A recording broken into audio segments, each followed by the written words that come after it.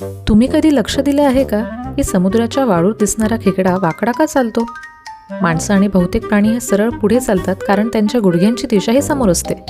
खेकडे मात्र नेहमीच एका बाजूने चालतात, उजव्या बाजूने किंवा डाव्या बाजूने, पण आपल्यासारखे सरळ पुढे चालत नाहीत. याचं कारण खूपच रंजक आहे. चला तर मग बघूया.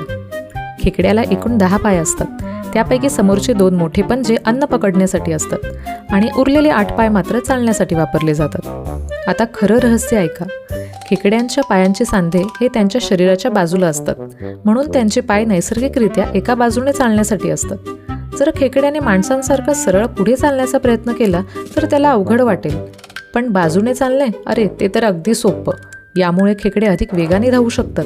फक्त एवढंच नाही तर बाजूने चालल्यामुळे खडकांमधल्या अरुंद जागेत पटकन शिरतात, धोका जाणवला की शत्रूपासून बचाव करतात आणि असमान समुद्रतळावर अगदी व्यवस्थित चालतात.